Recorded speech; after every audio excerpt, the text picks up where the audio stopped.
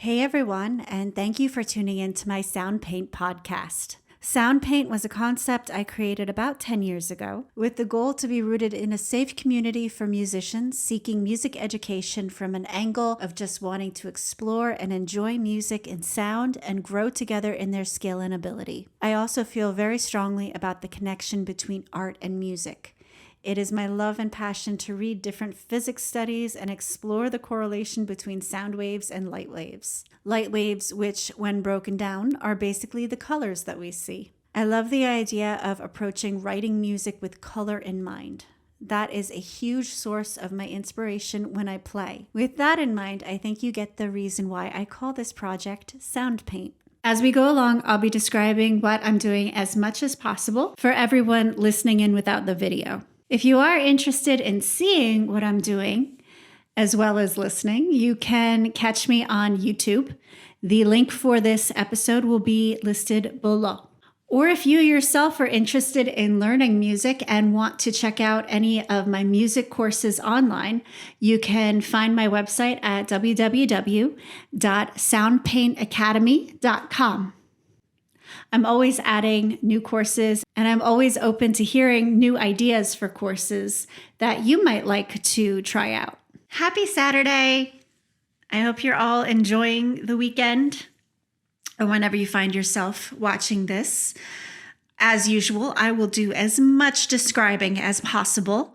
If you are just listening in, I still recommend you watch it on YouTube because that way you can see all the lovely things that we are doing. I'm still having issues with my CPU. The issue last week was that certain plugins just needed to be updated. The problem this week that I'm noticing that is greatly contributing is actually my screen recorder. And I think it gets worse the longer we go. So today, I wanted to get back to sound waves and I wanted to get back to analog synthesis and have fun with that. Today I am not working with my Arturia Keylab 88. Today I am working with my Roli Seaboard. It's cool. I can just throw it in my purse and compose music on the go, plug it right into my computer, and we're off. So what I love about this, and this is not an ad. I am not an affiliate with Roli whatsoever, but I can press it,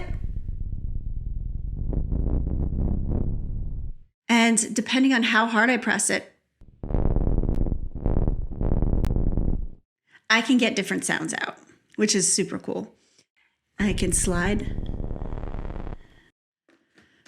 All right, so I'm going to play something for you, something that I already came up with, and I came upon this audio file that I had previously called my podcast. And I was like, what is that? I don't even know what that is. So I looked into it. I'm like, oh, this is actually pretty cool. And I kind of liked the sounds that I had already set up in this program. So I'm going to play it for you and just show you what we're working with. So I wrote this a while ago.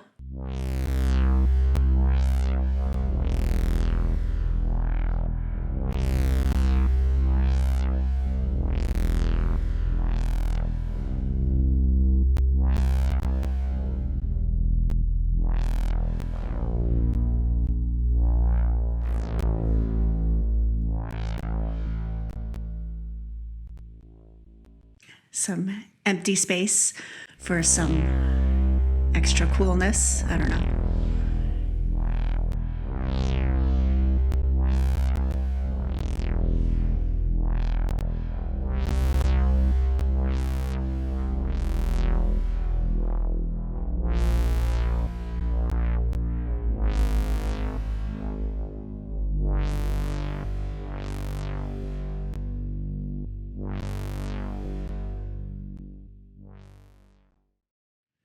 The crackling.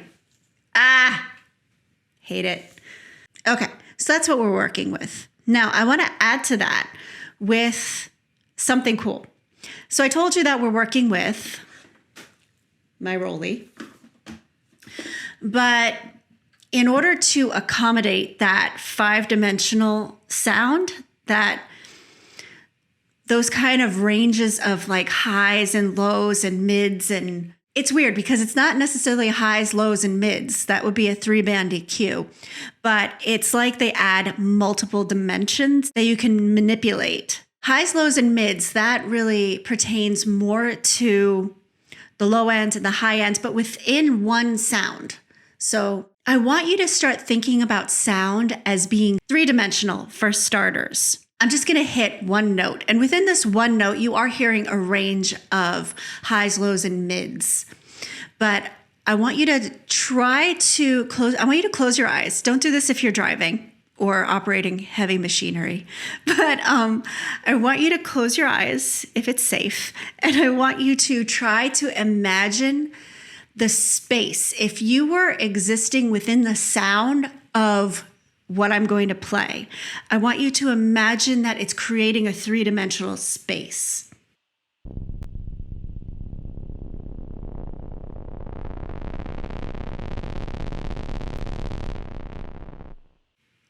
Okay, what did that space look like? And this is a super abstract question, but just hang in there for a second. Close your eyes again.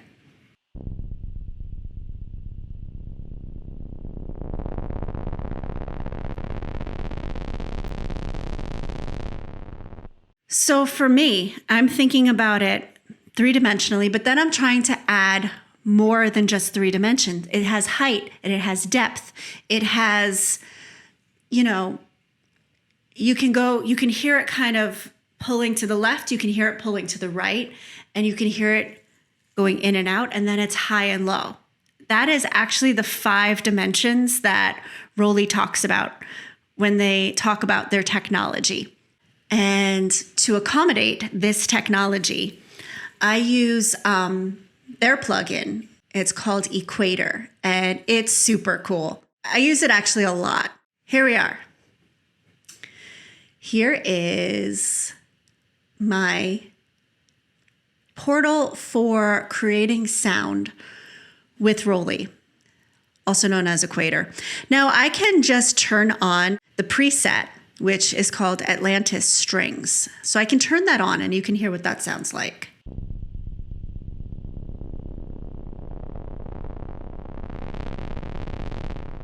The cool thing is that you can see here these sound waves. So oscillator 1, now going back to what you learned in the past, we have our cooking pots, oscillator 1, oscillator 2. And we've got stuff going on in both. We're not going to go into the details of what it is, but we have, we have 3 oscillators. For simplicity's sake, I'm going to take one of them out. But which one? Because each one has specific parameters for each one. Okay, so panning. Panning means one is going to be kind of coming a little bit more from the left speaker, one's going to be coming a little bit more from the right speaker. So one big difference that jumps out between all 3 of these oscillators is we have one panning to the left, and over here we have one panning to the right, and then the second oscillator is dead in the middle. I think I actually, for that reason, want to keep all 3 on, but I'm going to mess with it, and I'm going to change the oscillator, but which one? I think in the right, the one panning to the right, I'm going to change it from a square wave. Now, here, we haven't gone into all these crazy waves, but we're not going to either. I'm going to do a sawtooth. I'm going to do sawtooth. Tried and true. All right.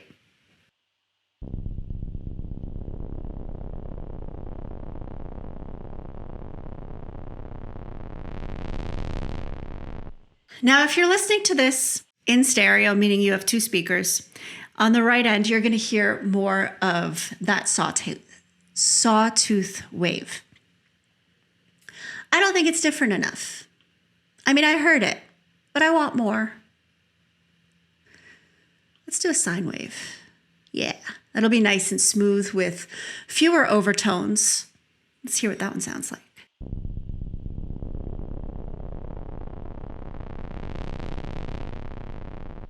Oh, it's so subtle. I don't know. Let's do something dramatic. Here we have square wave. Let's turn on oscillator 2. Let's make that one a sine wave. Kind of added a softer kind of tone to it. I'm going to pan this one to the right.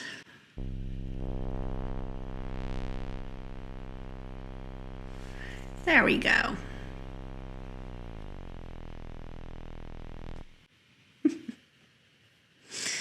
Going to add some noise to it. Now here it's cool because you can see exactly what color noise you're playing with. And right now in this plugin, I only have pink and white. I like pink noise. And if you remember, pink noise allows in more low pass. I'm going to make it low pass 24. That adds a little bit extra. Oh, yeah. So anytime you're playing around with sound, I don't know, I guess this is a little bit more if you're familiar with these programs, but anytime you're playing around with sound, if you add noise, it makes it sound like, water, waves, ocean.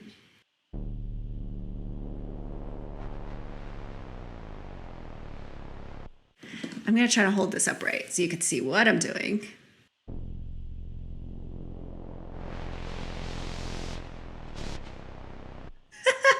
I have to reverse the direction. It's like looking in a mirror.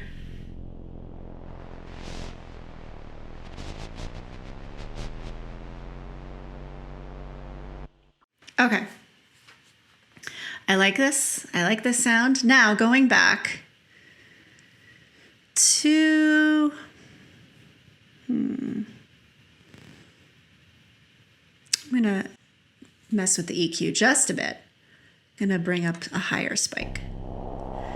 There we go. Because I already have a low end in what I recorded. So I'm thinking about it. I'm like, I don't really want to add more low end. And to illustrate that, next week I'm going to talk a little bit about mixing and mastering, just because it's really cool. Even if you have no experience playing music, you still can hear. If you've ever listened to a song and you're like, oh wow, I feel overwhelmed by the bass and the low end, that means that maybe something went off in the mixing and mastering, but it'll honestly kind of challenge your ear to be able to discern what it is about a song that you like or don't like. So we're going to talk about a little bit of balancing the frequencies. And you all should be pretty familiar with frequencies by now. It means the low notes, the high notes, the mid notes. But let's listen again to what I have here. Gonna add a little bit of a higher end to what I already have because it's a low end what I have. Diving right into recording.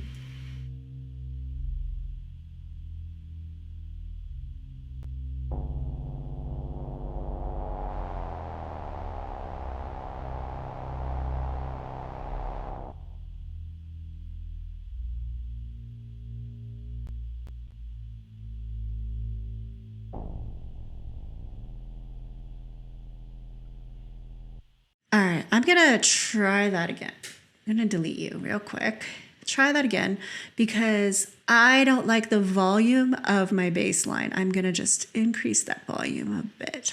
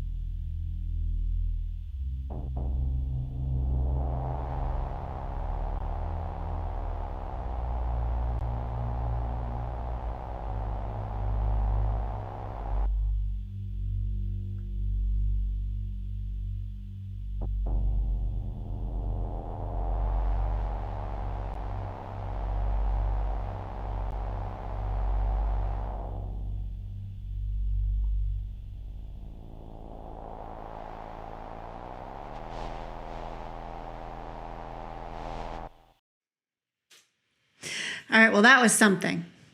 Not sure what it was, but that was something.